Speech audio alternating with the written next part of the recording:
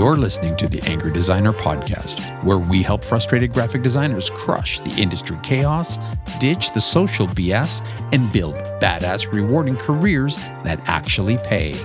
Now powered by Wix Studio. What's up, Angry Designers? All right. So YouTube is probably one of the most, popular places online to learn virtually anything that you want. And you can be an expert just by searching the right people on YouTube and searching for the right topics. But on the flip side, is it worthwhile to give all this free content out? And is there, what is the benefit you get back? Well, our next guest has enough subscribers that he can populate the country of Ireland and still have a whole bunch left over, all right? So I'm so pleased to pronounce our guest, Unmesh Dinda. How are you, my friend? Thank you so much for having me and getting my name across 98% right. 98? Unmesh. Forgive me. And it's Dinda. Yes. Yeah, okay. See, I think we're 99%. 99%. So now that all the technical, has gone over, how are you doing, our friend? Fantastic. Fantastic to be with you, and surprised that you're not so angry anyway. Well, again, we like to think of our anger as more like passion, but if we call it the passionate designers, it sounds a little cringy. Yeah, right? It wouldn't stand out as much as angry. Same, right? You need to be a little bit clickbaity, probably. Yeah, right. And a different kind of podcast, to say the least. And we get to talk to talented guys like you. How could we be angry? I mean, right? This is a great gig. Yeah, this has really turned into a podcast of passion for us. It certainly has. It certainly has. So welcome. So, okay, right now it is 12 o'clock Eastern here. What time is it where you are? 9:51 p.m. Oh, 9:51. And wait, good. and It's are we very normal 9:51 August? What's the date? It's not 20th. tomorrow. It's today. It is. No, See? it's still. I'm in the future, but not so much into the future. I always get a kick out of that. I know, where it's so everybody weird. is. Yeah. So you say this is common. Is this like common for you, or is this culturally common, like for the country? You are the designers, you tell me, because we are, as designers and even as video creators, content creators, there is no time limit. There is no 9 to 5. True. You usually end up working 24/7. Sometimes you wake up, you have an idea, you continue working, and you forget that you have to sleep and eat too. So these things happen. Also at the time, usually when we are working with Adobe or other companies, most of them are based in the US. So meetings are always happening around this time. It is crazy. So we have worked with some contractors in the Philippines and on, like over in Vietnam, and they actually are used to work, like their night shifts is their daytime for exactly this reason, right? They log in at about 10 o'clock, they work all night till 6 a.m, and they claim it's just a cultural thing, and then everybody gets up in the morning and they go and they visit, they do the thing, and they sleep in the afternoons. So is that a big part of where you are as well? Or because you're maybe right. for people who works night shift, or maybe for people who work with US clients, but it's not really a cultural thing. Okay. People go to work in the morning. It's just me. I'm crazy. Okay. And he's doing it for us, so I appreciate it. Thank you. Right on. when you are publishing something on YouTube or social media, for me, a good time is 8 p.m. IST. And it's a good time for the entire world. So at this time, at around 9:30, I'm done with all the work usually, and it's the best time to have a meeting or just catching up with someone. And catching up. Oh, that's cool. That's really good. Okay, cool. All right. Well, before we get too into it, so let's start. I know where you started, where your journey started, but you can let everybody know about what happened when you were, I think it was 8 years old. Yes? Yes. So my father brought in our family's first computer. He was getting into desktop publishing, and I'm so sure, looking at your faces, you know what it is. Yes. You mean our gray beards? Well, my hair is going gray anyway as well, so we're all getting older. So he was about to lose his job as a chemist, and he was into physics and all that. It was a different job, but he was also an artist as well. Very cool. He is still an artist. Both my parents are artists, and that's how they met, by the way. Oh, that's so beautiful. he brought our family's first computer. He was getting into DTP, and he introduced me to Photoshop, and that's how the journey started. I started playing with Photoshop like it was a game. Yeah. I would turn people green, red, pink, and change scenes, make my uncle wear pink shorts and all the funny stuff. Right. And that's how the passion grew. And in my second year of college, Photoshop was one of the little subjects as a mass communication graduate. And my classmates were not able to understand what the teacher was trying to explain. So I was helping them. And even I tried making videos to help them. And that's how the video thing started. Holy shit. Right. Wow. So really, right. It's just like a natural progression for you in this case. Yes. Were you a creative kid prior to Photoshop, or did Photoshop help turn you into a creative person? As I shared with you, I was born in an artist's family. Both my parents were artists. So beginning childhood right up, I was always drawing on all the walls and all the floors with chalk. And the drawings were actually good, not something my parents would complain. Oh, okay. Well, from what you remember, they were good. Yes. Well, I have photos to prove it. Okay. All right. The drawings were good, and I didn't used to dirty the walls, mostly the floors and the drawing notebooks and copies. I picked up watercolor very soon at the age of 2. And that's how it basically started. And my father actually gave me those Kodak cameras, you remember, with a fixed lens and cheap film. And it you could cost take like photos $1 with million to develop, and you had to wait for 2 weeks. Absolutely. Yeah. And that's how the entire journey started, basically. I was always creative, always also into music. You can see a keyboard right behind me. Very cool. And painting, music, digital, remix, everything. That must be an incredible way to be raised. You know, I had hands-on parents. Mm-hmm. They generally would hands-on me and strangle me and hit me. No, I'm kidding. They were both creative in different ways. My mother was a talented cook. My father used to build anything by hands. But as artists, that would be that truly would be almost like a blessing. Yeah, that's very cool. Right? That'd be very cool. As a kid, you had to be bored a lot when your parents do exhibitions. So I have faced that. Yeah. Sitting in exhibitions from morning till night, just looking at paintings. So maybe subconsciously that helped a lot. Absolutely, Yeah, it would. must have. Very cool. So so then it was in college. You were helping people who were supposed to be teaching you improve their presentations. At my one teacher point, even offered me a job, and so. Dang. But then I had other invitations. I had started my YouTube channel, so yeah, I went on with my thing. So you did start the YouTube channel prior to this, or did that lead to your YouTube channel? I started YouTube in my second year of college already. Okay, cool. So it was very close. So Yes. one almost led to the other, and you saw the potential here. I always loved teaching. It Yes. doesn't have to be Photoshop. My teacher used to always call me on the board trying me to explain topics to the children, to the other students. I was also a child. So even if there was something, even if there was a topic like biology, Yes. and I would maybe raise my hand up to answer all the questions, and the teacher was like, "Why don't you explain it?" I would happily go to the board and explain it to everyone. And that was super fun for me. And one of the gifts that I have, and I'm not trying to brag, I'm not good at Photoshop. I'm not the best person in Photoshop. But one thing that I know that I'm good at is taking anything complex and breaking it down in ways that anybody can understand. And Wow. I can do that better than ChatGPT possibly. Nice. Nice. So then how has this helped you out then? Because this very much is what your YouTube channel has become, hasn't it? Right. So it may take me a lot of time to understand myself, but once I have, it gets very easy to understand to other people. So I think Einstein said it. I don't know who said it. I'm not sure. I don't want to quote people, but it says that if you cannot explain it well to a 6-year-old, you probably have not understood it so well. Yourself. Yes, exactly.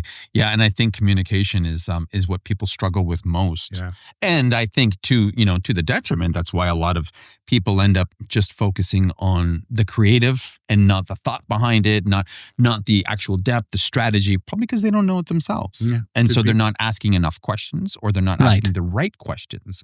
So, I think even though you say you're slow to learn, I don't think it's slow to learn. I think you just want to make sure you understand all the angles or the bigger picture. Absolutely. Cool. Right.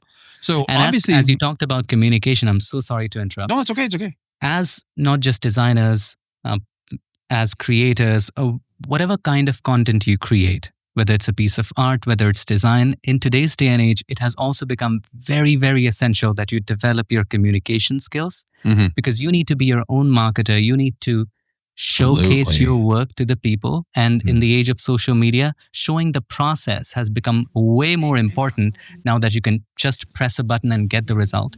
Because process is what separates the humans from all the other technologies that's coming up. Absolutely, it does. Yeah. And we have the capability to create those processes and replicate them time and time and time again, which we're going to talk about later because there's some interesting things about you that I love to cover. But right now we're going on this YouTube journey. So what were your early YouTube videos like compared to now? Because I know you've done a ton of YouTube videos. More than 1,000. Yeah. It's insane. Holy. So what were your early YouTube videos like, and what did you learn from those before they started rolling into what you have now? First of all, I don't recommend anyone to go back and watch those videos because those were few embarrassing ones. And also before that, there are even more embarrassing ones that I have thankfully hidden that nobody else can see. There were cringe music videos that I had made. Wow. Yes. So through YouTube, I would say that my communication has gotten a lot better. A lot of people get stuck with the first piece of work that they do, and they get stuck with perfection. They think like, I need to have the perfect camera, or I need to have the perfect computer, or I need to have the perfect education to finish this piece of work. When the reality is, you just have to do it anyway and just move on to the next one and to the next one and to the next one. And after creating 100 pieces of work, when you look back at your first one, if you don't laugh, you can change my name. You always do. You always do. And that is what YouTube has taught me. It has taught me to be consistent and how consistency absolutely changes you as a person. Just yesterday, I think was World Photography Day, right? Yep. Oh. I posted a picture of myself when I was picking up my first quote unquote pro camera. It was a Nikon camera with a fixed lens, which has like 36x zoom. Back in those days, you had all of those point and shoot cameras. Yep. I was taking a photo with them. Somebody clicked a photo of me taking a photo, and the lens cap was on. So I was just sharing, we all start somewhere. And it's just that we have to keep on creating and move on to the next one instead of trying to perfect or have the perfect gear or have the perfect environment or the education. Yeah, fair. Yeah. What so just moving on. So what do you think are some of the trepidations, the worries that people hold back from posting, the video as a just good enough state versus perfection? Because it is the curse of the designer. A lot of my friends who got into YouTube, and many of them who didn't continue with YouTube, always come to me, and they have given me several excuses. I've heard this time and again from different people. And there are always people who are buying courses. And there's nothing wrong. Please go ahead, buy my course. I teach you better Photoshop. That's not what I'm saying. They're buying courses. They're investing in gear. They're trying to learn photography. They're trying to learn video creation, but not ending up making the first video. I don't know what fear there is. Maybe they want their first stuff to be perfect. But what I really want people to get through is that it's not the gear or the education or the other stuff that's going to make you 100% perfect. They help a lot. They make you better. They polish you. But it is actually you creating and finishing your first piece of content and the ability to move to the next one and being consistent with what you're comfortable with. I'm not saying you have to create content every day, but whatever you're comfortable with, maybe once a week, maybe twice a week. If you're someone who makes short videos, maybe daily. It's up to you. So consistency, number one. And secondly, the ability to just let go and move on to the next one. That's going to make them better. Yeah. And it's just the perfectionism that stops people from posting that piece of content. So how do you personally know when is the right time or when something's done? How do you gauge that? It just feels like it. There is no trick to it. And you have to catch yourself, honestly. You have to catch yourself if you're overthinking. Sometimes when you're editing the video or making the artwork, you have to catch yourself whether that layer with opacity 2 doesn't even make sense or not. You're right. Sometimes you keep on wondering about the stroke. Oh, whether the stroke should be 3.5 pixels or 4.2 pixels. I mean, nobody doesn't make sense. Yeah. Really. Yeah, fair enough. I have a friend who designed the cover photo of the Photoshop splash screen, and he usually sends me these suggestions and questions. Unmesh, which of these two designs do you think is better? And I'm looking at them, design A, design B. Dude, they're both identical. Right. It's I true. cannot tell the difference. I mean, he's like, hey, but this is a little more redder and that is blue. I cannot tell. I really cannot. And what has really helped me was because I was overthinking. I'm not a perfect. I have flaws too. So YouTube has this thumbnail tester, A/B thumbnail tester, right? Yes. So whenever you post a video, you can try different thumbnails. I'm not sure if you've tried that, but I was too concerned about my thumbnails not performing well or performing well that I designed 2 thumbnails first. And I've done this many, many times. Before the only video? to realize for the video. So whenever you upload a video to YouTube, you have an option to develop 2 to 3 thumbnails. Yes. And YouTube will show different thumbnails to different people. And the thumbnail that performs the best, YouTube will pick and put that. Doing that test over and over again, what a lot of people don't tell you because they want to sell you their courses is that many a times, most of my thumbnails have received 51% result. So 49% people, 51% people, or it's 31, 34, 33 if there are 3 thumbnails. So more than the thumbnails matter. It has to be good. And I did design good thumbnails. It just means that I was overthinking. Interesting. Overthinking. And so you're saying it's definitely stop with the overthinking and just start putting it out there faster and more consistently. One of the things that can definitely help you is get excited about the next piece of content. Don't get brilliant. too held up with the current one.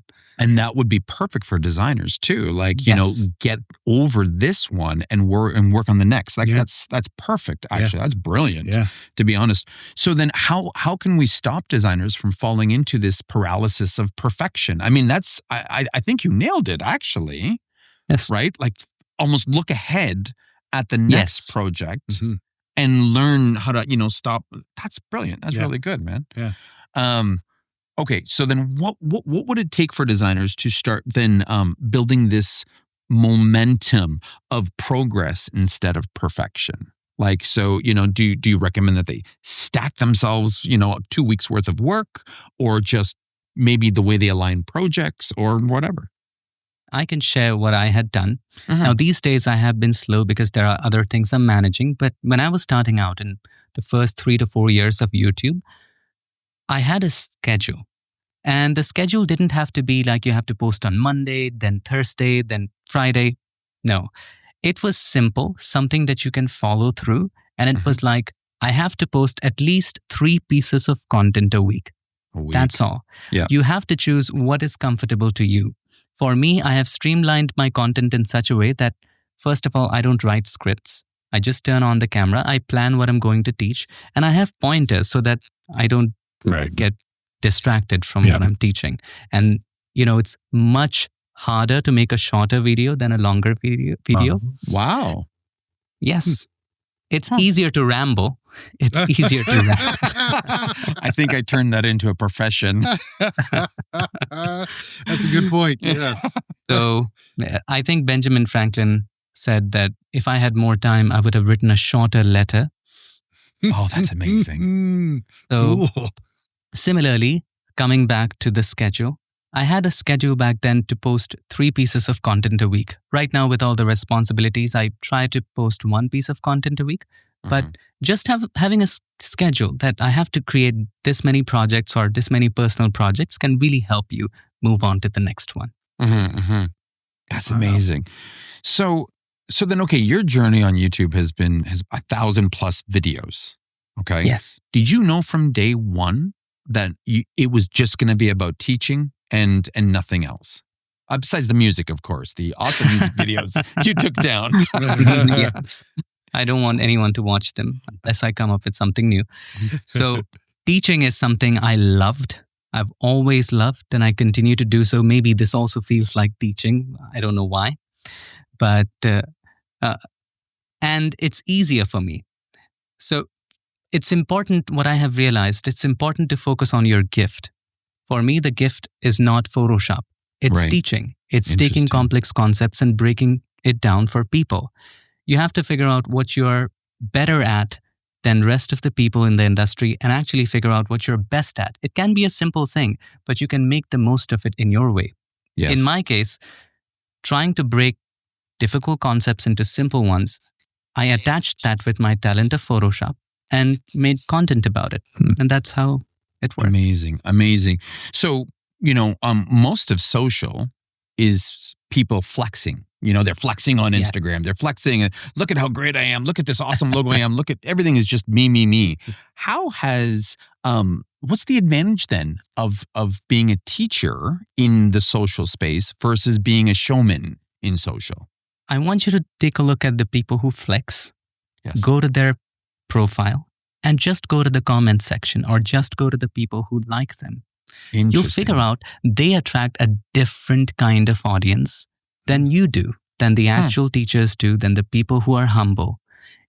It's a crazy, crazy difference. That's not the kind of audience that I'm trying to get to, that I'm trying to contact. My audience is different. Even as a person myself, I don't like people overtly just showcasing what they have, their possessions, what they have made, how much money they have made. The moment somebody starts the video with how I made $21,000 in just 10 minutes, I just skip. I don't like those videos. So they focus more on the money than the design. I believe that once your skills are good enough, money will follow. You just focus on making your skills better, and the market always rewards you with that. Opportunities just come automatically if you make yourself exceptional. Yes. Right. Wow. That's great. That's really awesome. Good stuff. Yeah. I'm getting a lot out of this already, and we just started. Jeez, I should be writing this stuff. It's recorded. We're good. Yeah, that's right. Yeah. And he's got a backup for us. Now you're just pumping me up. Okay, so then with this being said, how can designers apply this mindset even if they don't have a YouTube channel? How can they, instead of flex, teach? Because unfortunately, I think a lot of the schools, when they teach portfolios and portfolio presentations, it very much feels like flex, not teaching. There are many ideas that people can consider as designers. First of all, they can show the process of how they have achieved certain things. That's number one. They could also showcase certain tutorials or the problems they face in their design journey and how they solved it. Not trying to flex how much money they made. You and I know that there are ways to do it. How I lost a very important client, or just phrasing it differently in a way that people can relate. Yes. When you talk about money, the moment you mention an amount, comparison starts. And it makes your audience feel bad. It makes them feel bad as if I'm not doing enough in my life. He's making so much money just talking about it. He's making so much money in one video, where the reality, you and I know that it's not true. They're just increasing the numbers, and just for the sake of it. They may have worked for 6 months for that client, and they might have talked to them for 10 minutes and twist the words and say how I made $50,000 in 10 minutes. So you and I know that it's not true. Yes. So my thing is, make the audience feel included, make them feel good about themselves. And at the end of your content, it should make the audience feel comfortable. Whenever you watch these videos that show off, it makes you uneasy. Yes, it gets a lot of likes, gets a lot of views, but it makes you feel agitated. Always makes you feel I'm not enough, I'm not doing enough. That's not what, as a teacher, is your responsibility. As a teacher, it's your responsibility to inspire.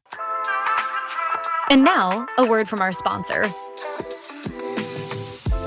All right, designers, let's cut the bull.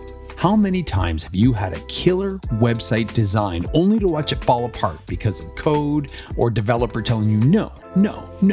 Or maybe you've held back from web design altogether thinking it's just too complicated and too technical or totally out of your wheelhouse. Either way, it's time for a change.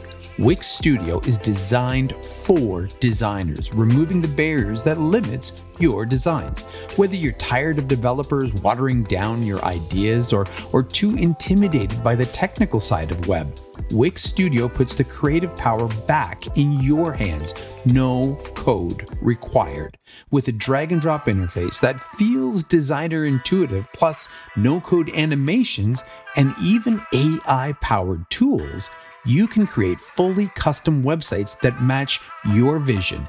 Every pixel, every detail. And if you're worried about the learning curve, don't be.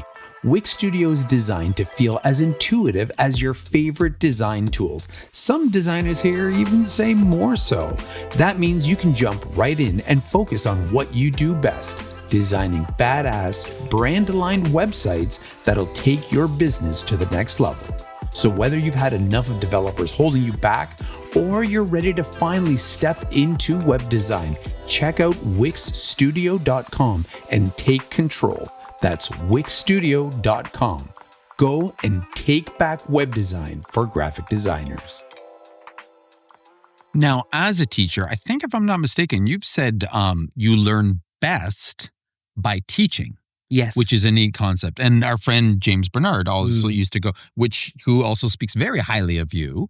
Thank you. You know, he used to say the same thing, that he gets so much more. He learns from teaching other people how to do things.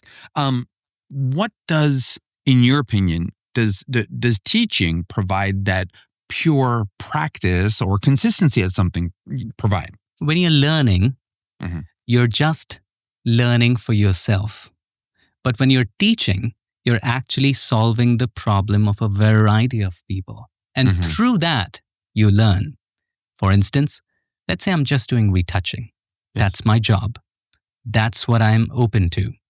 But the other day, some students come up and they say, hey, I'm just touching up on some jewelry photos, or I'm creating this 3D design on Illustrator. How do I use that? Or I'm just editing a video and I'm having issues with voiceovers. Then you're solving their problems. And to solve theirs, you study on how to solve their problems. And that is how you learn way more from teaching than actually learning. Also, when you're creating content, in my case, I have to always look for new ideas. And for that, I have to experiment, try different photos, read up different things, look at other people's work for inspiration. Nice. And that's how you even learn even more than just learning for yourself. Nice. Absolutely. That totally makes sense. That's very cool. So now, for designers out there who maybe don't feel, imposter syndrome is a killer in our space. And I'm sure, if they're struggling with imposter syndrome for creating the material, they must be struggling with imposter syndrome to teach. So to share knowledge, when do you think someone is actually qualified to, or that they should feel that they're qualified to teach? Think of teaching like you're teaching it to a friend of yours or a loved one. Just makes it so much more easier. Imagine that your friend is coming to you asking for a question or a problem that they're facing. Just the way you talk to a friend, you talk to the camera. One of the other things that helped me is that when there's camera in front of you, a lot of people get camera conscious. The way I like to look at it is that imagine your camera as your most loved person. It can be your best friend, it can be your mom, it can be your dad, whoever you're really comfortable talking to. Imagine that instead of the camera, I'm looking at my camera right now, so my eyes look a little weird. Imagine in front of that camera, there is that person, or instead of that camera, that person is standing and you're actually talking to that person. And when you do those smiles, those changes in voice, those voice modulation techniques, you don't have to learn much of those. All of that comes naturally. Many a times when you look at people on camera, it seems like they're trying too hard to act. But you don't really have to. Just imagine that there's a friend in front of the camera or instead of the camera that you're speaking to instead of the lens. Makes it so much more easier. Wow, that would, right? Yeah. Well, and I mean, proof is in the pudding, in all fairness, because, your teaching plus your charisma plus everything that you're talking about has turns you not into just a YouTube, but I mean, you are mind-blowing YouTuber. I wasn't exaggerating when I said you have more subscribers than there are people in many countries like Ireland and Finland and Denmark. It's insane. Thank you. So just so that you let everybody know, what is your current subscriber count as you know it? 5.3 million on YouTube. And then there's Instagram as well. Instagram That's 1.4. ridiculous. So 1.4. have you ever, okay, so first off, let's back this up a bit. So you are a legitimate, huge YouTuber.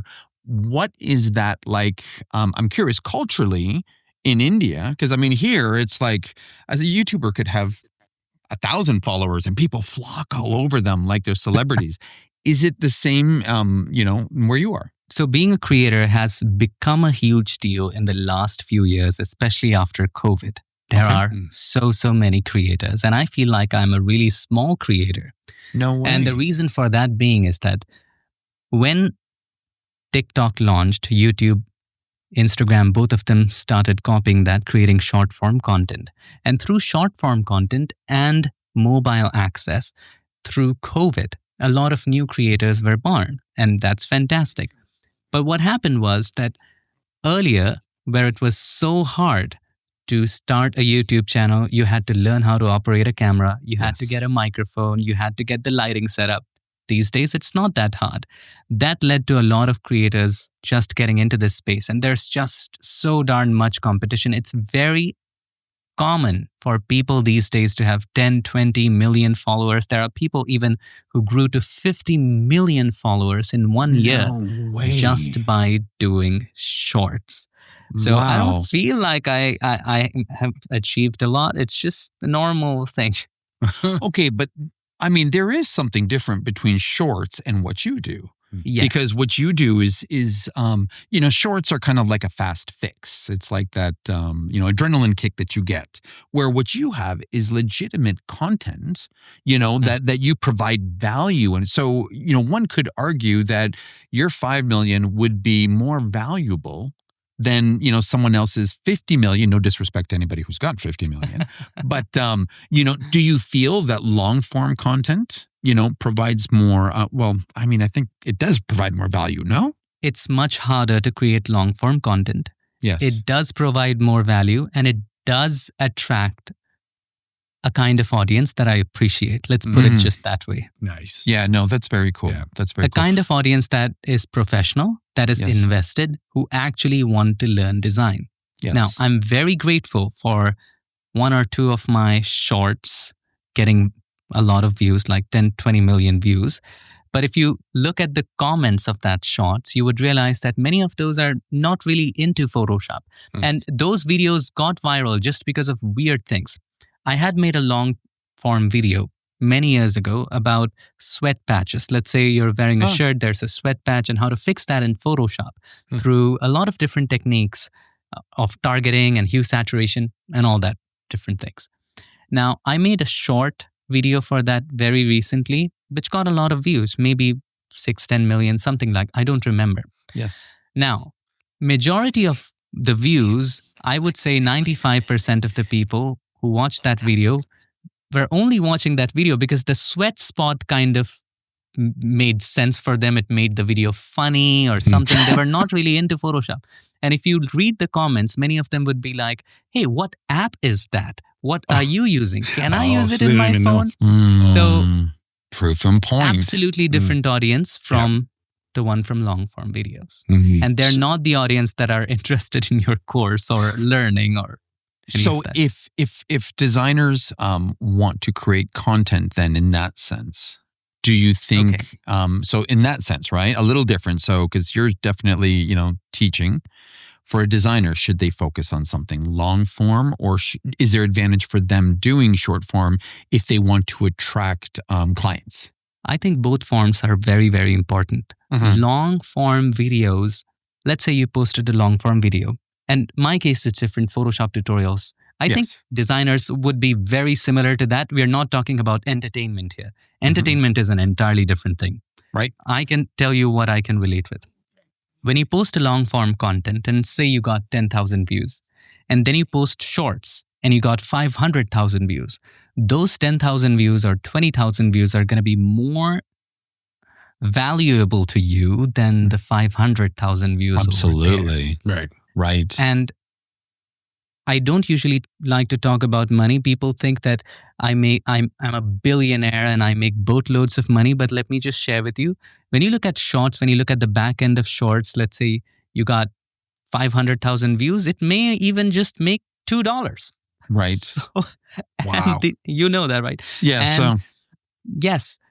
And the people there who are commenting on shorts are not really interested in what you're teaching or the kind of offerings you do, or as designers, the kind of services you can provide. Yes. But with long form content, you have a more engaged audience. Now, at the same time, let us not disregard shorts or Instagram reels, because there are a lot of people who are scrolling and who might see incredible design that they want to hire you for. Right. So a great strategy could be make the long form video and also turn it into a short form video so that you're not doing the extra work.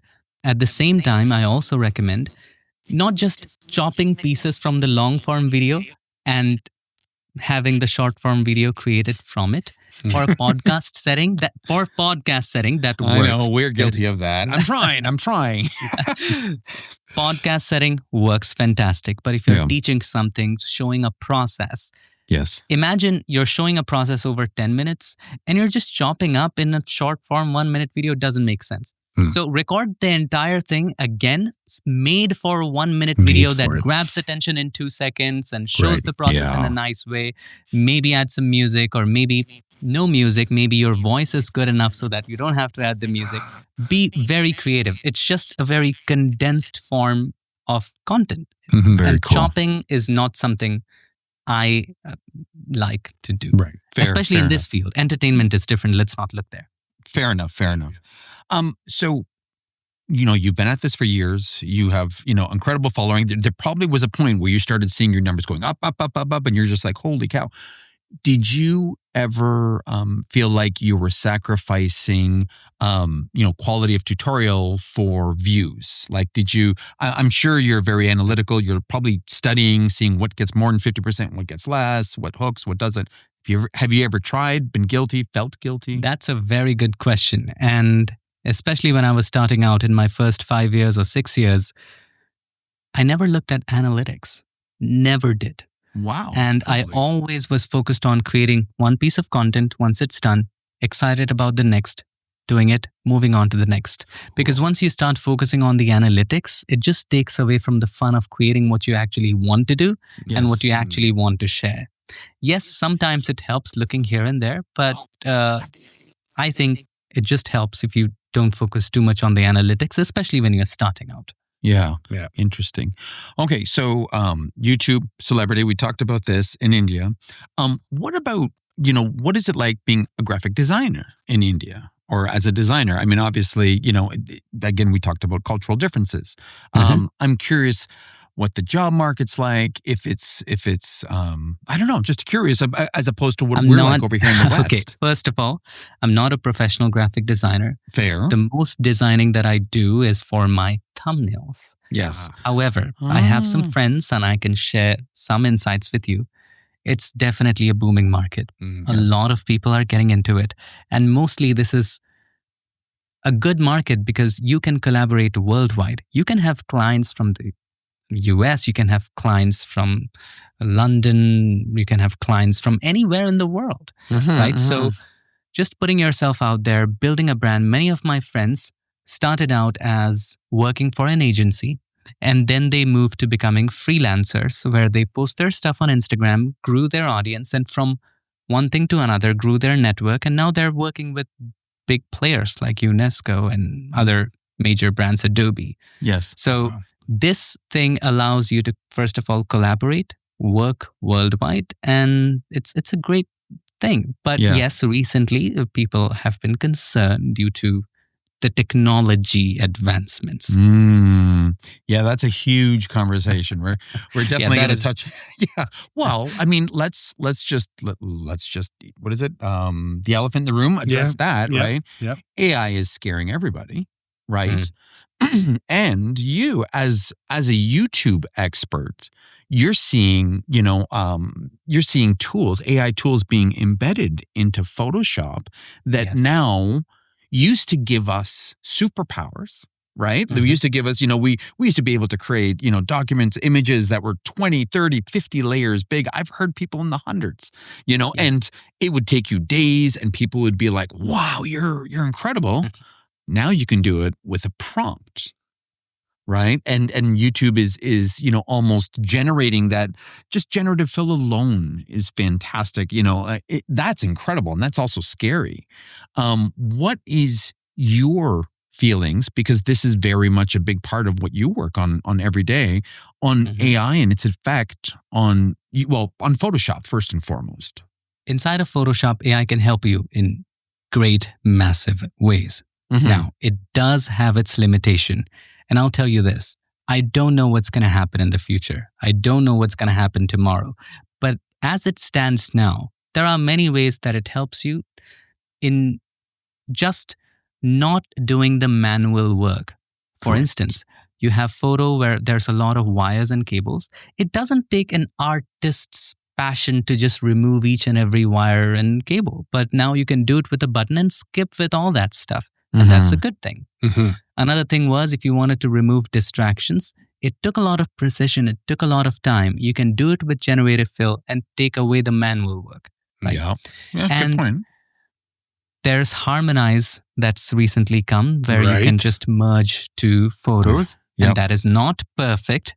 I compared it with manually doing it. It's manually doing is still miles ahead. Oh, really? With all that said, with all the ways that AI can help you in reducing the manual work that didn't require creativity, part of the reason that we love creativity is the process.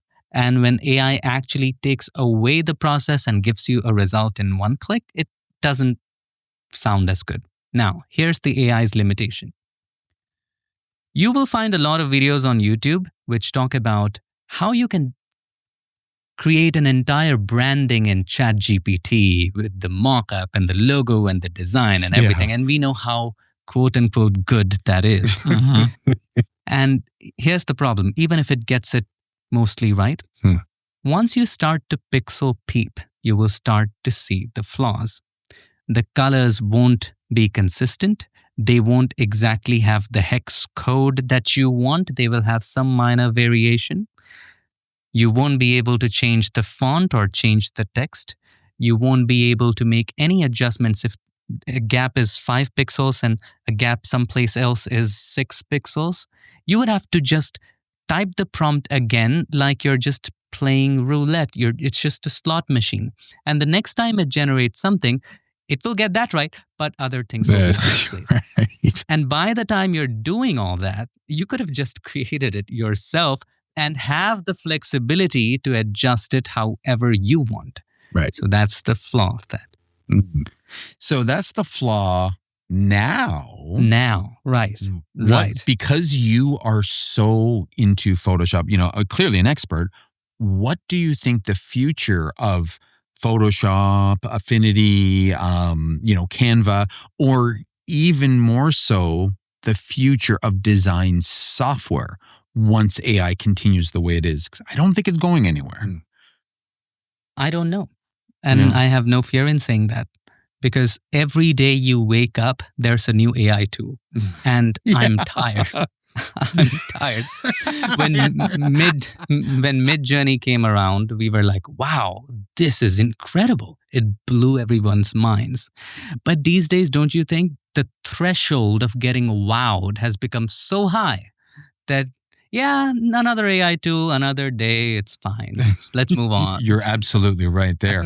I mean, on a good note, this means that you have years of tutorials ahead of you because somebody is going to have to explain all of Photoshop's new harmonized features, generative fill, this. You're still good. Yeah. What would you say then to designers who fear that AI is going to wipe out their career, or even to people who are looking into design as a career for the future? Again, this is my view. Of course. And I might be entirely wrong. Okay. So we all love the song My Heart Will Go On, right? By Celine Dion. Right. Canadian girl. Imagine that. We're all somehow, aware of this. We're aware of it. We don't necessarily like it, but we know who. Okay. Right.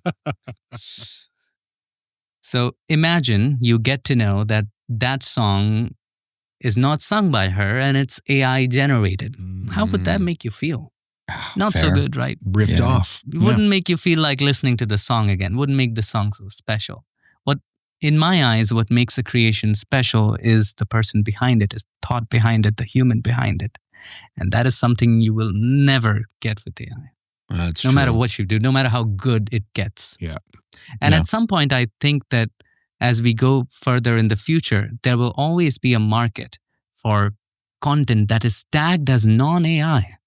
I think we're looking into that future. Yeah, absolutely, absolutely. It's an interesting one, and boy, is it, like you said, it's hard to get shocked at this point with what's new. This is true. Yeah. All right. Well, let's instead of doom and gloom here, let's go back to your awesome career and how you've been. What is some of the hardest parts about? We know what designers can be like. I mean, there's a logo change and designers are all in there, love, hate, this, that. What's the hardest part about creating content for designers? We all get stuck up a lot of times when creating any form of content or any piece of art about whether the audience is going to like it or not. And we always look at it from that way. And when we do, we get confused. We make a little change and we're like, is this going to work? We make another change and we're like, is that going to work? And then many of us these days also post all the options in ChatGPT and ask it to choose, and how stupid that would. Yeah. And I'm guilty of doing that. But at the end of the day, I think what's going to help you is to go with your gut feeling.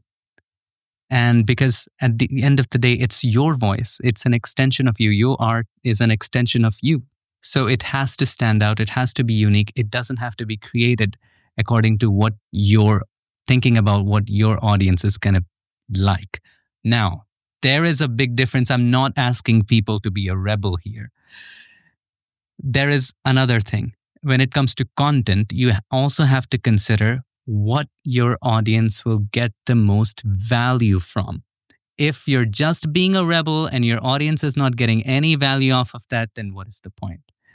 Part of being an artist is having an audience, in my opinion. So that is a major concern too for me. That's actually as really content cool. creator. On an ongoing. What's the hardest part of doing what you do, being a YouTuber, being in the limelight, appeasing all these people that nobody ever really talks about? So what's the hardest part about being a YouTuber? Doing everything. I've personally had a hard time hiring people, especially for this kind of content. If you're doing something like, as a designer as well, you'll find this challenging because you're the one who's constructing the content. You're the one who knows your content because you are the designer there. Nobody else knows it better than you. So having a video editor, having a social media strategist, or having somebody to manage your social media, nobody can do it better than you. So it gets so much harder to hire. Yes. And in all these years, I have been doing it all by myself. Wow. I still edit my own videos, record my own videos, plan my own scripts, design my own thumbnails, write the description. It's a routine and it's not easy to do. Yeah. What has helped me though is just making myself better. A lot of people use teleprompters and you would plan the videos, write the videos. So I thought, why not just make myself better at teaching and speaking so that I don't have to worry about that. And I don't have to have a lot of cuts and I can speak directly into the camera. So that just streamlines it. So think of ways that you can make yourself better or make your workflow better that can help you as a designer, content creator, or any type of artist to just get on with that schedule that we talked about before. Yeah. All right. Well, with that being said, you're teaching Photoshop, and Yes. Photoshop seems to update every 5 minutes. So how do you keep your content fresh, and not and keep up with Photoshop? So again, this is a simple thing. Whatever type of content you're creating, you have to keep a list of things and list of places where you can look for ideas. And I have that list. So whenever I want new ideas, yes, some days it can be pulling your hair or hitting it on the wall, but most days you have that list of ideas that you can look for. And also have a note on Evernote where you just put down your video ideas. And whenever you are just maybe about to sleep, you're waking up, you had a dream, whatever, write that down. And when you're about to create the content or plan the next lesson, you can look at it. But to look for new ideas, to stay fresh, I have that sources mentioned. Maybe one of the sources could be look at Photoshop beta community. Look at what Adobe is posting. Nice. That's one of the sources. Yep. You also have Illustrator beta community or any of those communities that you can search and look for. Adobe always pins a post, makes an announcement of a new feature change or what they're rolling out. Second, for ideas, ask your audience. Instagram has a lot of ways to post posts. YouTube also has a lot of ways to post posts. If you have 5 ideas, it's better to ask your audience on YouTube than asking ChatGPT and have them vote what videos they want to watch. A lot of us are scared that what if other creators steal it? So what? Let them steal it. Their views will suggest your videos itself. So it's better, win-win. Yeah. So just have a list of places and sources where you can look for ideas, and that will definitely keep any of your content fresh, and so that you don't have to go back and hitting your head in the wall again. Yes. So with that being said, then, a lot of people, us or me, guilty, use YouTube for education, for creative education. Oftentimes, I'll look to YouTube on how to do anything from, fixing the battery problem in my car to a design problem, right? Absolutely. Yes. How do you feel the future is for YouTube education versus, and this is interesting because you also have a private part to your business as well, right? You have YouTube information, and then you have, your business, which is PixPerfect, right? PixImperfect courses. Yes, PixImperfect Pro. That's just a structured course to help people learn Photoshop professionally. That's right. So where do you feel the future lies in something like public content, PBS style, like on YouTube, or, something a little bit more enriched in private? Because, we're seeing both. And I'm curious because you have an invested interest in both. So, okay. I'll give you an absolutely different answer from what I'm seeing. Everything is going towards short attention span and mobile. And this is kind of making me a bit sad about certain things because people are not invested anymore as they used to. And again, maybe this is a generational thing. Maybe this will come to an end. Maybe this is where we are going. But from what I'm seeing is this, and this is a fact. You open your phone, you go to YouTube on your phone, you search how to tie a tie or anything. You'll notice that earlier YouTube used to suggest long form videos which would guide you from beginning to end. Yes. But these days when you open YouTube, they're like 3 pages of shorts and then the video. And it sucks. I'm seeing that. Yeah. It just sucks. And you see it all the time that all of these platforms are suggesting you short form content, Instagram, whether it's YouTube. And the worst part about it is that there's top people, their CEOs, they talk about how important it is to spend time with family, where they're designing a platform which is super, extremely addictive. Earlier, we used to search for certain things, like you talked about fixing the battery in your car, and watch that video and get done with it. But these days, you're searching that, you watch that short and you scroll, you're like, ooh, what is that? Oh, let's watch the next one. Let's watch the next one. And 2 hours go by. And the problem with shorts is that you don't have control over what you're watching. At least previously, you would search and click on that video with your free will, but you don't anymore. And that is where the content is going. And that is where everybody is going, is towards short form content. Yeah. It does feel a little sad, doesn't it? Because they're feeding into the shorter and shorter attention span problem that exists right now. Instead of trying to address the problem, it feels very underhanded. But I mean, that's a whole other podcast altogether.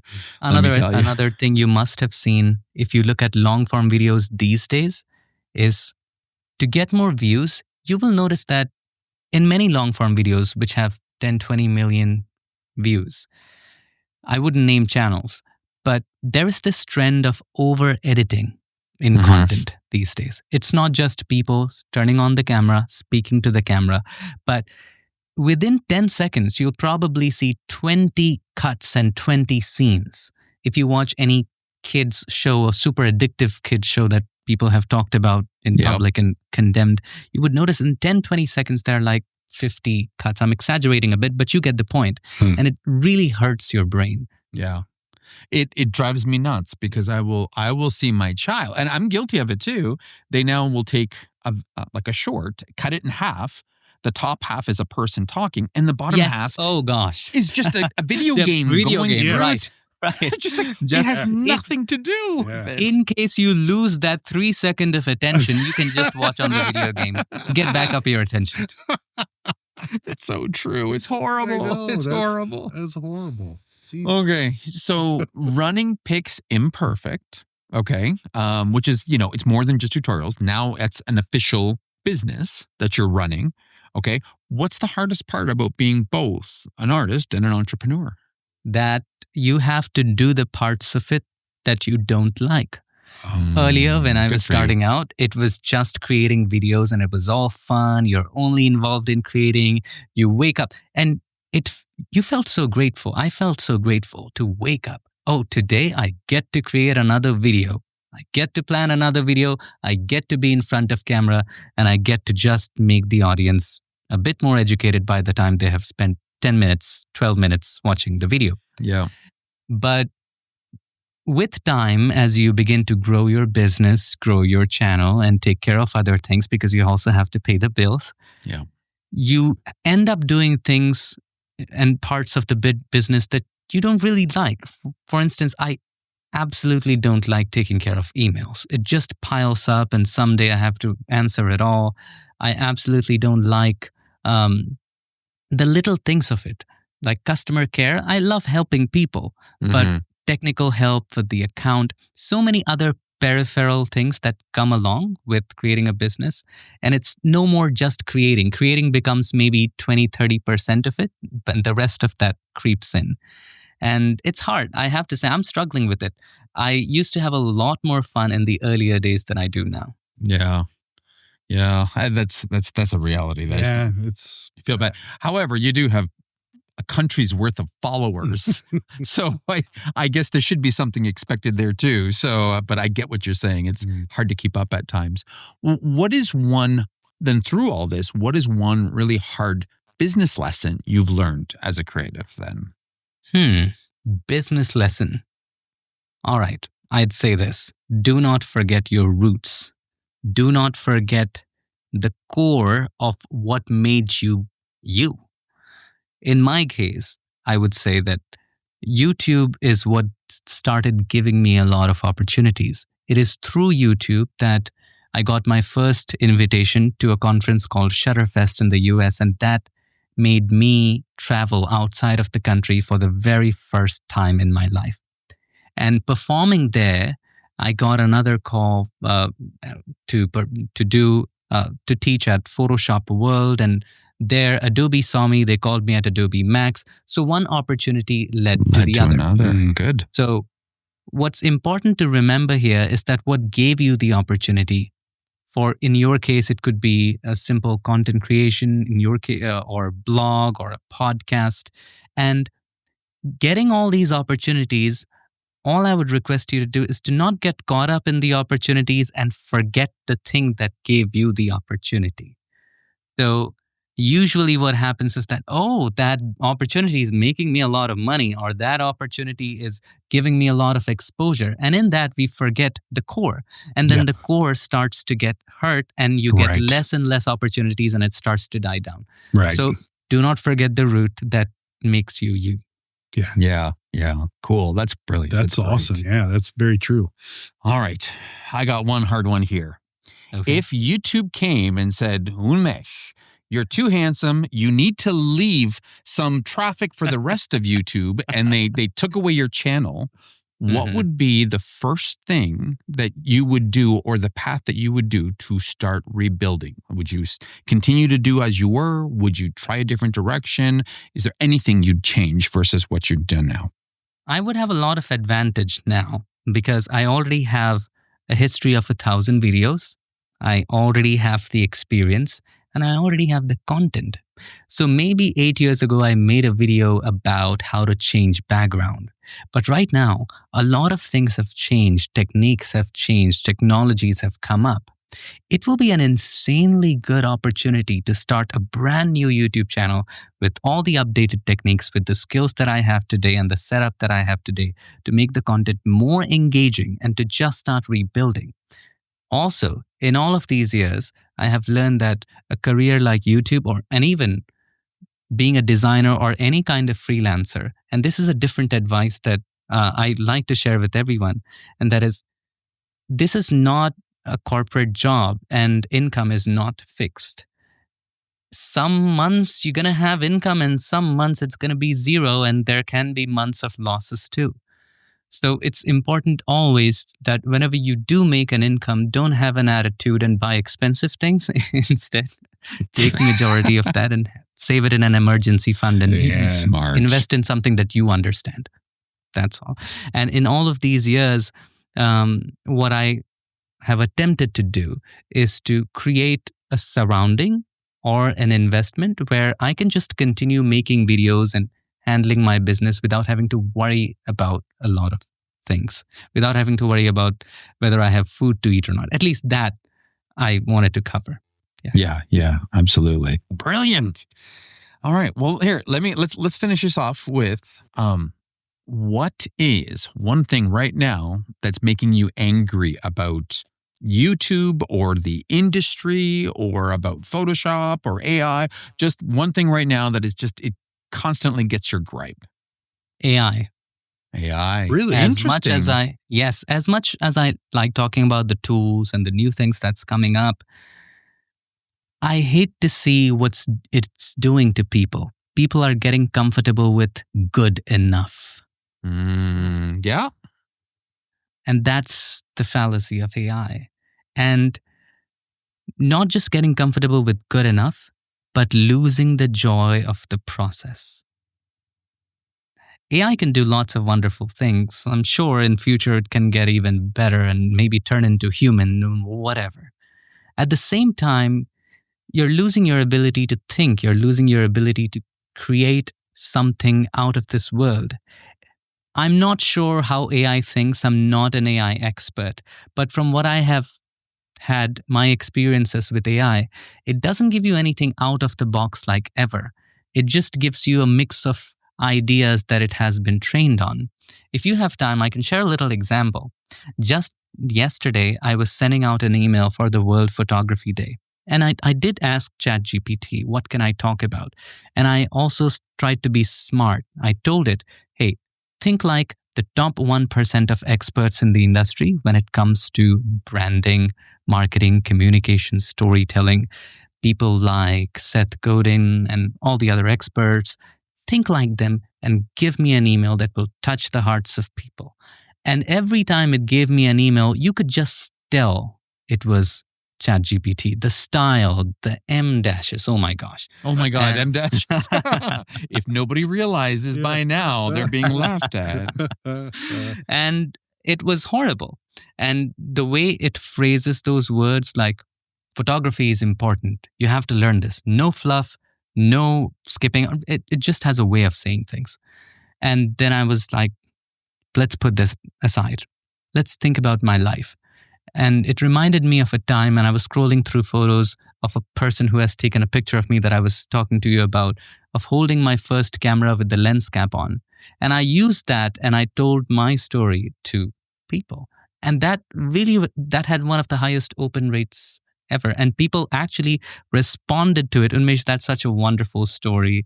And I'm so proud of how far you have come. It actually started a conversation. So, wow. Yeah. when you think with your heart, it just works all the time. It's so true. It's so true. Wow, dude. We can keep talking like this for hours. This has gone even better than, I was always looking forward to this, but I can't believe how much I've gotten from this conversation. So this has been such a pleasure, my friend. Yes. To chat with you. How can people find you, and what can they find YouTube versus your Piximperfect? Okay, so if you want to learn Photoshop or have any problems with Photoshop, just search Piximperfect, Piximperfect on YouTube. And if you want to professionally learn Photoshop from scratch the right way with hands-on lessons and practice and everything, go to piximperfect.com. And that's all there is to it. It's amazing. Wow. Yeah. Well, this has been such a huge pleasure. Yeah. Thank you for joining us, from way on the other side of the world. Yeah. We appreciate that, man. Yeah. And again, if there's ever anything that we could do for you, don't be scared to reach out, because this was enlightening. Mm-hmm. This is I'll great. definitely take you up on it. Yeah, Yes. for sure. Yes. Angry Designers, I hope you guys got even a fraction of what I got out of this. I'm literally mind blown after this. And I think it's just going to make me reevaluate everything that we've done for the Angry Designers. And next week, we're going to start teaching Illustrator tutorials. So come join us. No, but for real, you have to check out Unmesh. His videos are fantastic. And just the lessons learned in this will take us so far. Mm-hmm. All right. Yeah. You guys know where to find us, and you know where to find Unmesh. My name's Massimo. My name is Sean. And you are? Unmesh from Piximperfect. Remember to keep creating. Thank you so much. Absolutely. Stay creative. And stay angry. Peace.